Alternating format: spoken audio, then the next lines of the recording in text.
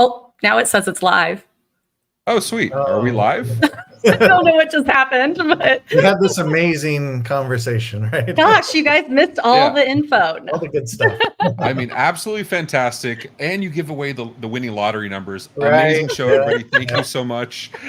All right. Oh my gosh. All right. Does that mean that means I'm not late? So that's good. No, we were not going to get started without you, Greg. Are you kidding me? So now that you guys can hear everybody, hey, Alexandria. Okay. Now I think we should just do a quick recap because I want to be cognizant of the time. We're already at 1:12. Ladies and gentlemen, good morning, good afternoon, good evening. I'm Ray Orsini, founder and CEO of MMN, MSP Media Network, and OITVOIP. And I'm joined by three industry thought leaders, amazing, smart people that I rely on for advice on a regular basis. And we're going to talk about automation and how that affects you. Starting off top left, Mrs. Tara Rummer. How you doing, Tara? I'm doing great. Better now that we're live. There we go. Yeah. You know, it's the show so nice we did it twice, right? So Tara Rummer is Director of Community and Events over at ImmyBot, and also what's your title over at MS Networks? VP Operations? VP of Operations, but I'm actually transitioning out of that to be Immy completely. So. Oh, getting subsumed by the robot. I love it. Mm-hmm. And also joining me is Mr. Frank Gurney, Channel Director of Security Studio. How you doing, Frank? Doing fantastic. I feel like we're in deja vu right now, and so I won't tell him with my earlier joke. There you go. And Mr. Greg Sharp, CEO and founder of ZenContract. How you doing, Greg? I'm very good, thank you. Was a little couple of minutes late, but because of this, now I'm no longer late or tardy, so no longer in trouble. But it's great to be here and nice to see your faces again. Absolutely. Thank you so much for joining. So we were just talking about, prior to you guys being able to see and hear us, we were just talking about automation and how it affects MSPs and how it can add revenue, how the things to look for. Often we look at automation as a blank canvas. Where do we start? So I went through the dais and I asked, where do you start? What are the impactful things that are not going to have you tied up for 3 or 4 months trying to figure out how to do it? And guys, if you don't mind me summarizing, correct me if I'm wrong, but just to move along, Tara's response was, look at your PSA automation, your workflows, see what you can do in there. Frank came up with the marketing automation that we've seen, right? Whether you're doing a Orbit or a HubSpot or any of them, Hootsuite, any of the thousands of tools out there. And Greg, you came in with billing contract automation, which is right in the wheelhouse of ZenContract. Big fan of eliminating errors and just getting the right stuff out. Moving on to the risk, though, with great automation comes great risk. Tara, let's go to you, and then we'll wrap back around to Frank and Greg so everybody can hear. But Tara, so it's new to me. What risks do you look for when you look at automation? You're automating your workflows, you're getting communications out. Where are the pitfalls? So I think my biggest thing is, what is the program that I'm using? What's it taking from me, really? Like, does it have a backdoor into any of my systems? What other information is it getting that I'm not putting specifically in there? We are compliant with SOC 2 Type 2. So we have to do, I believe Frank maybe said this before we were on the air, we have to do all of those assessments with all of our vendors to just make sure everything's in line. But for us, that's probably the biggest thing. We don't want people to have access to things they really shouldn't have access to. It's pretty simple. Yeah, and that's one of the things that's quasi-dangerous with automation is typically touching multiple systems, not just a singular one, which brings its own area of risk. And Frank, you brought up the vendor due diligence and making sure that they have their things in place. What are you asking of the vendor? What are you looking for? SOC 2 Type 2, obviously, major thing, but what are you asking the vendor when you have someone new come up to you? Yeah, I think we really want to have an understanding of what they're doing in their business. And so we treat a vendor risk assessment very much like you would treat any risk assessment for any organization. So you look at, administrative physical controls. You look at obviously the internal and external technical controls of the business. And we really want to understand, how are they performing? Are they doing all the right things? And if you don't have a good understanding or you don't have a good feeling about that vendor, it's definitely a time to start to look at others. I think it's important, as Tara mentioned, the other thing is like, what are they connecting to in my systems? And so, you're pressing allow a lot these days. We do it on our phones and everything else. What are we allowing, right? So maybe it should be analyzed what all those things are that are connecting our networks together, because we know more than 50% of breaches come from third-party connections. So, that's something to be concerned about for sure. But you're not reading the whole EULA before you hit I accept or consent for your Who does, organization. right? Who does? Yeah, it's okay. I know all the MSPs are blocking organization-wide application consent for everybody but the admins, I'm sure. And if you're not, please go install SIP and go do it immediately. So, Greg, automation risk. I can't imagine something. Obviously, there's security risk, but there's also risk to the automation acting inappropriately or acting incorrectly, right? So contract renewals, the wrong items getting on there, renewing early or changing prices incorrectly. How do you mitigate these things? How do you keep an eye on it? So there's a decent amount of self-healing awareness that goes on inside some of the contract automation tools, and if there's not, there should be. But that would be checking against start date and end date in the PSA, which is always the main center of the truth. But Frank brings up some good points. Is that there's a good amount of pen testing and communication assessment that goes on between our integrations, between ZenContract and the PSAs, Autotask and ConnectWise being the main ones that we connect with, and also integration into Office 365. There's quite a reasonable amount of rigor that you have to go through and then be rechecked on, and quite a lot of the large MSPs have checked that on our solution to make sure that the automation is not adding to their problem. Obviously, automation as a premise should really be helping you in reducing your workload and improving your compliance and accuracy. That's certainly what we see, but any solution that is not doing that, then it's not really up to scratch, is it? Absolutely. And Tara, when you're defining these processes, is it like a one and done thing? Is it that you have to go back on a regular cadence? How do you make sure this stays repeatable, scalable as your business evolves? So processes are never one and done. If somebody tells you they are, they're wrong. They're a growing document, and we go through them, pretty regularly. You pick a handful a quarter, but with our compliance, we have to do it at least once a year. So if you take it into bite-sized pieces, it's a lot easier than trying to do it all once a year. I think there's new requirements all the time. So yeah, I can jump in on that. I think that's a really smart way to go, Tara, is having a look at different processes maybe once a quarter. So if let's say there's 40 in one particular area and going across 10, and just making sure it's still accurate, still compliant, it's still achieving its results, or more importantly, can it be improved? Because these things over time can get better and stronger and faster, and maybe in that little segment you can actually add some more automation into it. It's not necessarily, you wouldn't have a know everything in the first run at it, so they're worth revisiting and improving. Well, and I'm a big fan of. I'm sorry, Tara, go ahead.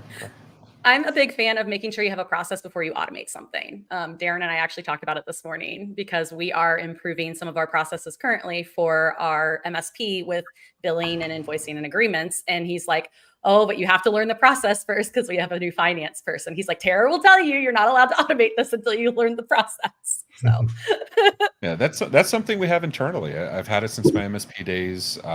Dean can tell you, and Alex can tell you, I harp on it a lot at OIT, where the process becomes the documentation becomes the automation. That's how we approach everything. One of the other things we lead by is process, not judgment. I want something simple, scalable, repeatable. If it was a good decision today, it'll be a good decision tomorrow. Not to say we don't review processes, but you want to make sure that it's applicable, and you want to make sure you're following it, right? You made a decision for a reason. One of my favorite examples is the Disney 3 p.m. parades, right? You go to Disney World, 3 different places in the park. You ask a cast member what time's the 3 o'clock parade. They will give you the same answer. They will never say it's at 3 o'clock, but they will. But Disney has a method for communicating it without making you feel stupid, which if we had to create a process for that, that's a very difficult thing, which is why I like that example. But they could figure out how to do it, which means anytime you ask an engineer, what's the process for that? Where's the documentation? They say, well, it depends. You just haven't thought about it well enough. Frank, when you're going down and pulling on from Tara's comment about having the procedures first, is there a simple set of questions, or is there anything that applies to any automation task, the questions that you ask? Any 2 questions would be great. Yeah, I mean, I think if you're talking about documentation and processes, that where we're going with this, Ray. I think that it is super important because it is something that you want repeatable. You want every person in your organization to be able to sit in that seat if possible, right? And so, just in asking the questions there, I think that as long as you write them down and you have a set, I don't think that there's a specific question to ask per se. It's having that repeatable process, and that means writing it down, right? So at the end of the day, I think that's our answer there is start writing things down, everything within your business, because again, you have to think if that person doesn't show up tomorrow, who can sit in that seat, who can do it. So I think that's super important from that perspective. So let me pose a question, Greg. Why are we automating something? Why do we care? And I realize it's somewhat of a softball question, but it's also a quagmire. So I figure it's worth asking. Look, it's one that we talk to our prospective partners all the time, because contract automations, it's not sexy, and it's certainly not something that someone wakes up in the morning and goes, I really want to tackle that question. And so we're obviously educating them a bit, and we talk about make money, save money, cut risk. And so make money is by automation and reducing time to do something, so you don't have to go back and do it again. And that's a repeatable process that helps you sort of get richer by eliminating some of the time that you're spending on stuff. Saving money is usually around mistakes. So when a contract goes out and it's got the wrong services or billing items or anything on it, and it goes out and results in a bill, then that creates friction, and so you're not getting paid as fast, and which creates larger debtor days, which follows on to harder cash flow for your business, that type of thing. And then cutting risk is if all of your clients are automatically on your master services agreement, your business is less at risk, because there's implications of doing services for a business without an actual underlying set of rules of the game, and so you're implicating yourself in higher risk. So getting the accuracy of your business engagements is highly important. So you make money, save money, cut risk. So that kind of sums it up. That makes sense, right? You want to protect against the risk. You want to make money. You always want to squeeze that lemon, get as much out of your efforts as possible. Quantifying that, much like marketing, quantifying that is hard. Tara, you have all these. I'll use ImmyBot as a perfect example. ImmyBot automates a ton of things. My favorite thing being QuickBooks updates, but just because that's my PTSD from the MSP days. But that automation, how do you take it to management and say, I spent 6 hours developing this, it's a 2-hour project? Like, how do you go to management and say, this is worth this cost and time for us to automate this? So I think for us, in going to like the MSP management, it's about, we work a lot with engineering companies and chemical industries, et cetera. And so they don't want their engineers to have downtime for anything. So for us, it's me showing them, hey, since we keep everything updated for you, we are mitigating the risks. We are, we hand them those reports. We hand them all our information in QBRs, which we do require of all of our clients. So it's getting in front of it and giving them why we're doing this. And hey, it might be a little bit of a headache on the front end. We deployed ThreatLocker to everybody. Let me tell you, ThreatLocker gave everybody a headache for a little bit, probably because we didn't run the thing long enough. But it's just having those open conversations with your clients and letting them know ahead of the time that you're making things better for long term and you're making them more secure, I think. Frank, what about you? I mean, you and Greg, you guys are pitching automation, right? Mm-hmm. what's the value prop here? And it could be for your products or just automation in general. How are you getting it? Because I don't think there's a single engineer on the planet that doesn't understand the value of automation. Right. Unfortunately, they're also not the ones signing for the products and buying the services. So they have to pitch it to management. So I'd like to empower them to be able to go and speak effectively. How are you getting that value proposition across so that management can understand it? It's a great question, because in the MSP space, the cybersecurity stuff is fairly new. And so, in the way you sell that product and what you do, there's a lot of misinformation out there that's going on. And so I love this question because, for instance, risk assessment was truly a vCISO service. And we talk a lot about that in the cybersecurity world these days. And you'll hear a lot about that as you attend shows and events and things. And a lot of vCISOs even today use spreadsheets, right? And so how do you use that as a repeatable process, right? A spreadsheet. Okay, now I have to create something from that once a risk assessment is done. So I have to maybe I've created myself a template or something like that to report out what I've found. But that is not a quick process whatsoever if you're doing that manually for every single person or every organization that you're assessing, right? So, in our process, we like to say we sell hard work, even though everybody's looking for the easy button. There really isn't an easy button where all this stuff is concerned. We automate as much as we can. But you have to ask questions in a risk assessment. It's just something no different than the MSP's days. We had to do a network assessment, and it wasn't just running an automated tool on a network and that's my network assessment. The reality is, it's not. How do you understand? How do you understand when was the last backup done, right? How often do we back up? How do you know how fast someone is able to boot up their machine? Things like that, right?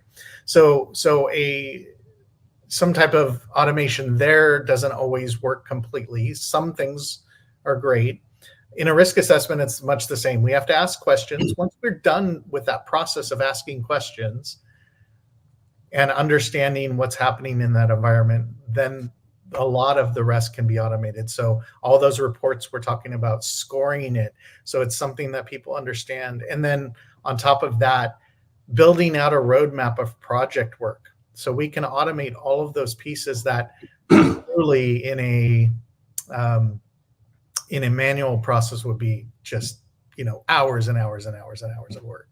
Yeah, so it becomes a hard thing of defining where the most meaningful actions are going to take place, right? That's why I love automation. I want to automate the mundane, the droll, and I want all my interactions with the client to be meaningful ones. If I got to get on a phone, get on a video, whatever, or be in person, I want it to be something meaningful, not something holding a screwdriver, typing on a keyboard. Greg, before I go to you with the same question, Ryan in the chat asks, what did Greg say again? Automate to make money, save money, and what was the last one? Do you remember? Cut risk. So eliminate risk. There you go. Yeah, thank you, Brian. Brian jumped in too. And also, it's a good time to remind you guys that this is being recorded, and Channel Program will put out the recording afterwards. So, and maybe it'll include our first round of the beginning of the episode. We'll see. So, Greg, help me here. You've heard the other panelists. How do you convey value? How do you get that understanding from the other party when you're trying to espouse the benefits of automation? Yeah, look, we're all about getting the contract accuracy correct, and so you want to make sure everyone's got an MSA. We have an MSA manager. It gives you a score out of 100. So if you have 100 clients and 95 of them have got your MSA and have got it signed, it gives you a score of 95. None of it's particularly complicated, but it's an easy area to see, is my business protected? And do you want to automate the process of sending out those MSAs? And if I'd like to, I think everyone on this call, and I can say this with some heart because I come from the MSP background, having done it for 25 years. If I wanted to update my MSA to all of my clients, I think we had 170 before we sold. There was a couple of week process sending it out by email and making sure they were signed and then storing them and all that type of thing. So our MSA manager handles that from end to end and gives you a score so that it's identifiable as to exactly how you are being measured and how I'm improving. And the same thing with renewals. It will give you a score back as to whether you're getting accuracy with your renewals or missing them, and allowing you to get more accurate. And I think that's probably a long-winded way of saying, how do you convey value is, would you like to get to 100% contract compliance? Would you like to be accurate with your customers? Would you like to be viewed by your customers as on the ball, using technology in a great way, making sure you're accurate, making sure both parties are protected, and you can really take the lead using some of this automation to make your MSP stand out? And that leads perfectly into our next topic of, what are some common problems with contract creation execution? You hit it right on the head. It's, you need to make some changes, and you want your MSA to be universally applicable. I don't think most of the MSP attorneys agree on that. But doing it effectively, efficiently is very, very, very difficult. What about, Tara, I want to ask you this, because you started with the PSA, and the PSA is generally where we're doing, at least in my days of using Manage and other PSAs, that's where your opportunities live. That's where your leads live. That's where your contracts live.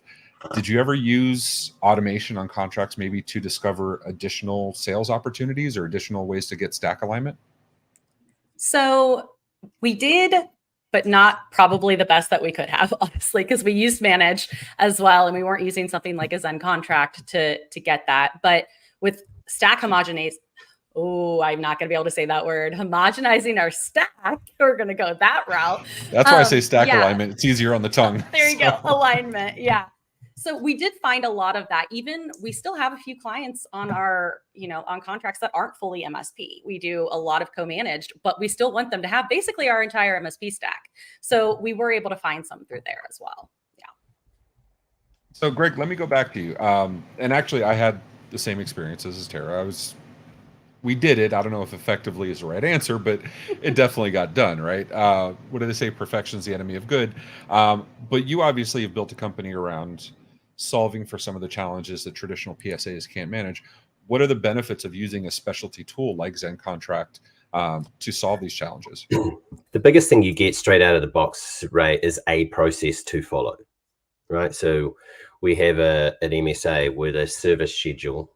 We get the MSPs to segregate all of their terms and conditions out of their standard managed services agreement, which is what most of the industry does. They will have,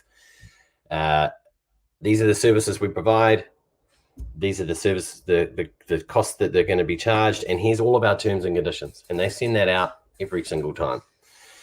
And that just slows down the sales process. Every time you send it out, those legals have to go through either, like Frank said earlier on, even someone just signs it and doesn't read them, or it goes off. If it's a larger organization, a larger MSP client, they will more than likely have to put that contract through their legal teams for someone to have a read of, and it just slows it all down. So we get them to separate out the terms and conditions and everything legalese into a master services agreement. We then have an automated process with reminders that says, these are all the contracts that are coming up for renewal in the next 90 days.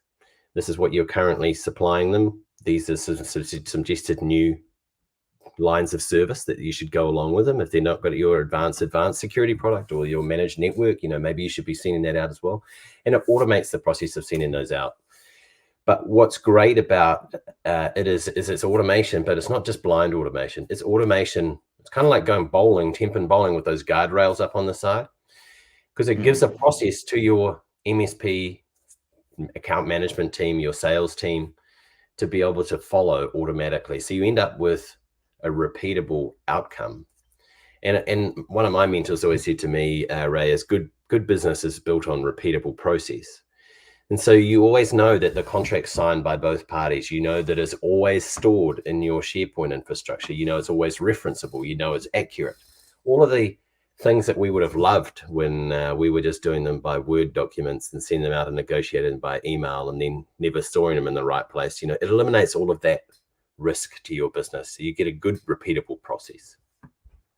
So Frank, risk compliance, this is your world, right? This is, you are the guy. So let me ask you, when it comes to contracts and compliance, how does the automation help get closer to that goal of, fully compliant?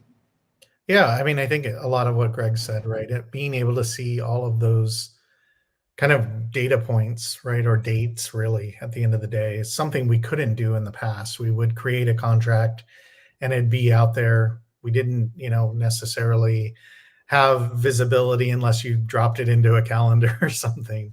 But having the visibility, I think, is really important when it comes to being compliant. Being able to look at all of that information and have it in one place and be able to manage it. Because, if you have contracts floating out there, whether it's a physical security thing, like I just have all of this data sitting in a open cabinet somewhere, right? I mean, that's a physical security type issue that could cause issues with your compliance. Do I have these contracts on unsecure computers, right? So all of those types of things. So really looking at how we have that, if we're managing that from one tool in the cloud potentially, and they have compliance with that vendor, then that's going to put you in a much better position than kind of the latter. And that's kind of the if we went down to the basal benefit of automation, it's really that: do it once and have it just keep going and going and going. And so that goes to the other side of creating revenue. It's not just about creating revenue, but it's also about lowering our costs, right? Lowering, whether it's headcount, whether it's man hours, human hours, whatever it is. But there comes a cost, especially when we're getting people to do these automations. Typically, they're a little higher paid than, it's not an average tier 1 that's doing these automations, right? Hopefully not yet anyway. One day, maybe. Tara, VP of Operations at MS Networks, I imagine you had to worry about headcount and resource management and total cost and all that stuff. How does automation help? How did automation help you in those arenas? I still worry about it. Let's be honest. Not something I stopped worrying about. Never goes away. Yeah. So for our MSP specifically, when we put processes in, and that's actually why they moved me into the operations role, we saw a jump in our profit. And then when we started actually automating things, we saw another jump, and we never had to increase our headcount. And I would tell people, and I thought it was normal for other companies because we are so automation focused. We're very automation forward as an MSP, obviously, because we spun off a SaaS product. But it's something that I've realized recently other companies aren't doing. And what we're trying to do with ImmyBot is we're actually trying to lower that barrier of entry into automation, because not everybody has that high level scripting person, right? And we want to be able to bring in your tier 1, tier 2 techs and have them able to do this stuff. Because you don't want your highest paid person really working on like imaging and deployments. That's not a really good high use of time, honestly. But for us, it's been great. Stare at the status bar the entire time. Are you kidding me? I love watching progress bars. Are you kidding me? One of my favorite things is I was installing, this is before Immy existed.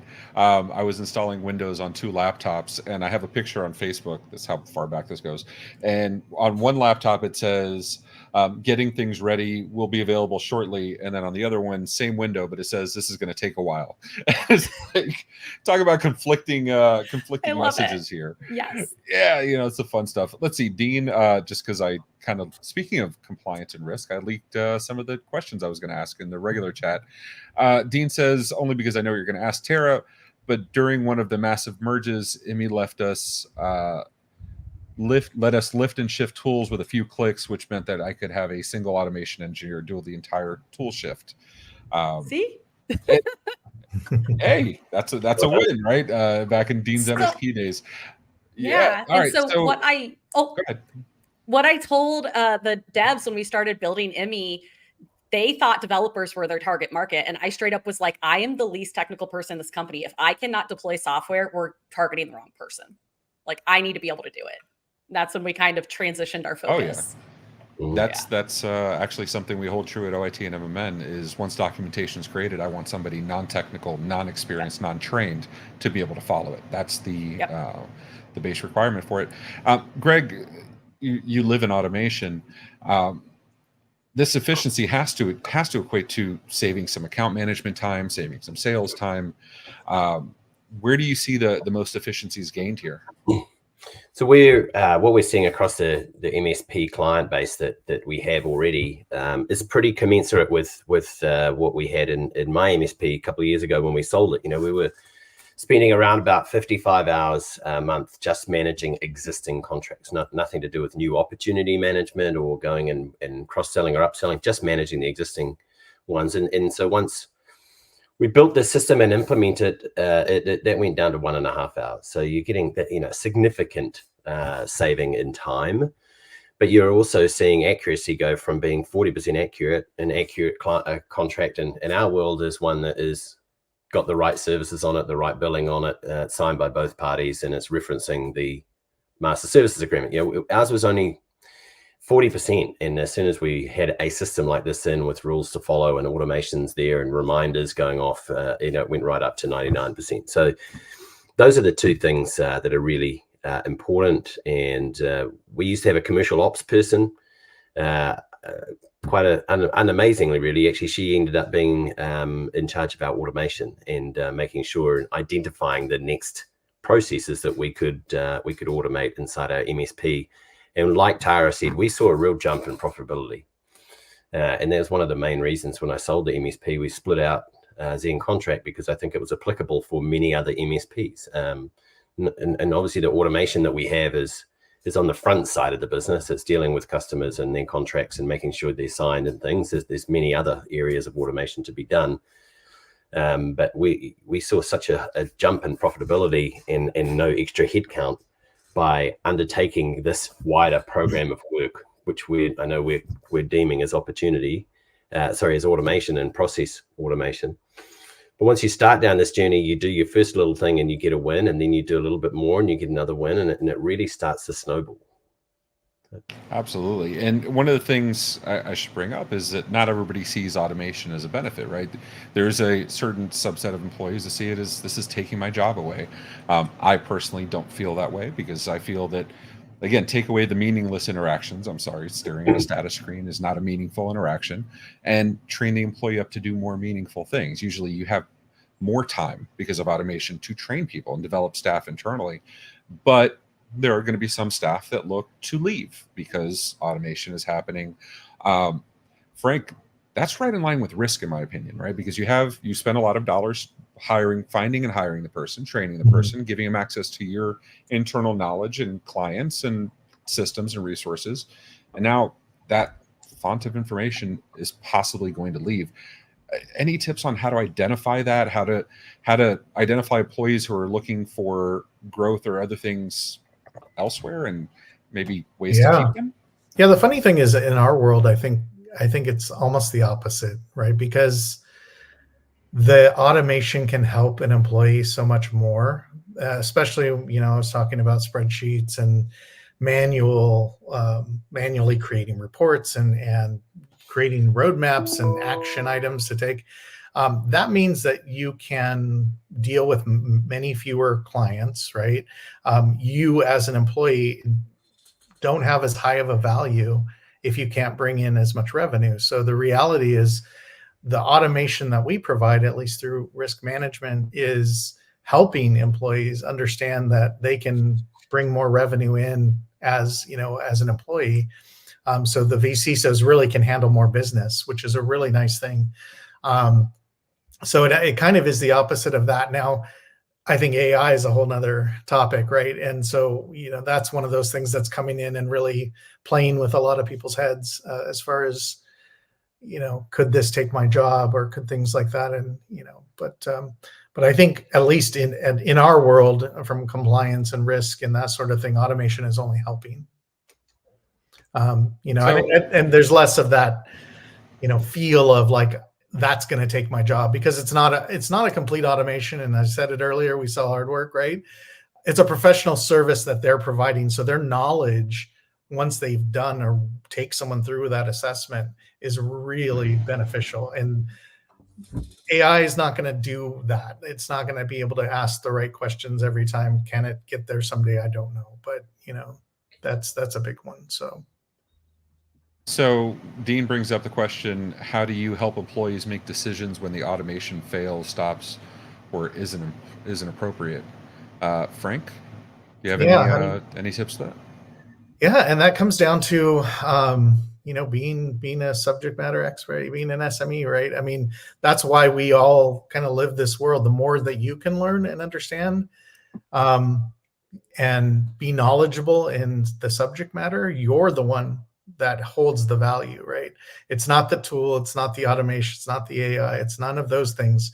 It's you as a person, and we use all of those things as tools to help us do our job better. But at the end of the day, you're the one who should be able to answer those questions and ask the right questions to your customers and your clients, I think. What about you, Tara? What do you say here? So this is going to go back to why I say you have to have a process before you have automation, right? Because automation isn't flawless. We'd love to think it is. Maybe in a few years it will be. But you need to have that original process that someone can roll back to. And you also need to understand, and you can explain it to staff, that not everything can be automated. And probably not everything should be automated. We always have to decide, is the juice worth the squeeze on this? If it's something I do once every 6 months that takes me 10 seconds, should that really be automated? Probably not, because I'm going to spend 8 hours automating it. So it's teaching those kind of good habits to your staff on the front end, I think. Yeah, getting your employees as much training as possible, I think, is the biggest thing, right? And understanding and knowing every bit of that process. Yeah. Yeah. Great. So, okay, so let me ask you guys now. You guys are all representatives of vendors in our space that deal with automation and can make our lives better. Normally, most shows would do that at the beginning of the show, give the whole description and the whole pitch of what the vendor does. I wanted you guys to be able to show your value first, your thought leadership. I want everybody else to see how much why I hold you guys in such high esteem. So we'll start with Tara, just because Darren's one of my favorite human beings on the entire planet. And I am too. Oh, you are absolutely with the, can I call them parade hats? I have one right there. I'm going to put it on in a second. I figured once we're done with all this, I'll put it on. So talk to me about Immy. What does ImmyBot do for those that don't know? So ImmyBot automates workstation deployments, and it's not just about deploying new workstations. We also maintain it for you. So that, I think, is the big thing that's missing when people are imaging computers, et cetera. And we're looking potentially at some point to replace RMMs, because an RMM, you still have to have that high level person who can write these scripts for you, who can keep all of this updated for you. The reality is we have over 1,100 pieces of software in ImmyBot that we keep updated and we keep maintained. That's really it. We're lowering the barrier of automation. No more level 3 need to be doing it. So that's what we do. So Dean awesome. Says he came for the hats. I'm just going to tell everybody you're making hats for everybody in the audience. Kidding. I am not doing. How long these things take to make? I will put it on. Why don't you automate it? Why don't you? So because it's better. While she's getting the hat, Greg, why don't you tell us about ZenContract? Tell us about why it exists and what problem you're solving. So I think that I've probably mentioned a couple of times, Ray, that I've been in the MSP game for a while. We identified that we were low on accuracy for our contracts. We wanted to make sure that we could get more contracts and upsell and cross-sell, not miss any reminders, making sure that all of our MSAs were out and signed. If we wanted to get any update to our MSAs, well, there we go. I can't keep up with that sort of hat. But making sure that you're mitigating your risk, and but more importantly, you're reducing all of that time, which is sucked into the world of managing contracts and creating contracts and getting them out into the hands of people and getting them signed and stored in the right places. We wanted to eliminate a lot of that through automation and make sure the industry as a whole is a lot more protected. There's a lot less risk in the industry, and a lot more time can be spent on growing their businesses rather than managing existing contracts. I feel like Greg just teed it up for you, Frank. Right, exactly. I mean, you couldn't ask for a better lead-in than that. So tell us about Security Studio, man. Yeah, so Security Studio is a risk management platform. So we're a tool that allows MSPs really to start a whole new line of business, honestly. It's a new professional service that maybe they haven't been doing in the past. And really, I like to say, the MSP world has lived in the S and SMB, small business, right? And this type of solution really opens the M up, the medium-sized business, who today, much like the MSP, why they became managed service providers, they had to, they were the outsourced IT company for small businesses. Many medium-sized or larger businesses need to outsource vCISO services because, a vCISO might cost $250,000 a year, and they can only do so many, organizations or their own organization. And so this is a whole new opportunity for MSPs to start down this road. The interesting thing is that risk assessment in itself is the first thing that anybody should do in a cybersecurity engagement. And cyber is everywhere, right? So whether you're putting in endpoint protection or you're putting in SOC SIM services or whatever, you're going down the line of cybersecurity solutions. As I mentioned earlier, the first thing that you do when you go out to do a new managed service engagement is a network assessment. Well, in the same respect, when you go out to a cybersecurity engagement, you're going to do a risk assessment. And so we make that task easy. We teach our folks how to do that. We have a academy to train them to become vCISOs, which is amazing. And at the end of the day, that's not about our tool, but it's about the business side of things. So how do I become a vCISO and start this? And the last thing I'll mention in all of this is this: your customers think you're doing this for them. So that's the biggest issue that you run into right now. All the cybersecurity stuff, it's expected from the MSP client. They hear about breaches, they hear about things going on out there. They're not worried because we did a good job as MSPs selling them on, hey, we got you covered, right? We're your IT guys. We're the technical resource. So when you think about this stuff, it really is in your best interest to go back out to your existing clients and do a risk assessment and then provide them your stack of services that you think that they need, and you just gain revenue, and you are then taking care of your customer. On top of that, you're kind of covering your own ass as well. So there's that. I mean, and we've all been in the MSP space a long time. We've all heard from clients where they thought we were covering something. I remember when HIPAA became a thing, client came up to me and she was like, yeah, you're doing this already, right? I'm like, wait, hold on. This is a conversation. And it's funny because even the most experienced of clients, I had FDA clients and FDIC regulated clients, and they absolutely were doing the same thing. They'd come and say, this is a new thing, but you're already covering us, right? And it's a whole conversation. Well, thank you so much for being on, guys. I put the links to all three of you in the chat. So if anybody wants to go check out ImmyBot, ZenContract, or Security Studio. Tara, you're always doing stuff. Where are you going to be next? I go tomorrow to Write a Boom. So if you guys are going to be at Write a Boom this week, I will be there. I will be at CompTIA CCF next week, representing the IMMY team, and then at Enable Empower. And we are doing, actually, since this is on channel program, if you've used ImmyBot, we're doing a giveaway for MSP GeekCon if you review us. So we'll be at MSP GeekCon as well, and we're doing like an all expenses paid trip. So yeah. And I'm totally not going to steal that idea. And I swear I'm not stalking you, but I'll be at Rob and CCF as well. What about you, Frank? What are you doing next, and where can people find you? Yeah, thanks so much. Next week, I will be at MSP Summit with Astra Cybersecurity. And so that should be really fun. If you're going to be there, shoot me an email, fgurney@securitystudio.com. We are doing a speakeasy event at the Mob Museum there. So I'd love to have you guys there, any of you that are on. So if you're going to be out in Vegas next week, let me know. And then the week after that, I'll be in Houston with ASCII. So those are my kind of next up and coming, but love to see you. I'd swear you would say I was full of it. This is our speakeasy sticker. We're doing a speakeasy at Write a Boom also on cool. Fridays. Yeah. So Nice. There you good. go. Great minds, right? And wrapping it up, Greg, what about you? What are you doing next? Where can we find you? Yeah, so we'll be at the Connect show next month in Vegas, and obviously a long way to fly from me, all the way from New Zealand, but enjoying getting to the States as often as I can. So that's our next round. Awesome. And I will be at Right of Boom and CCF, and then I think my personal next event is MSP GeekCon. So very much looking forward to it. Thanks to Channel Program for letting us take over their airwaves for a little bit and talk about automation. Hopefully we've given you a little bit of value so you can go hit that automation right on and get it done for MSP, show the value. If you have struggled telling your management why you need MSP, reach out to any of the three of these. The LinkedIn's are in the chat. They're happy to help you. Until next time, ladies and gentlemen, thank you so much for being part of this.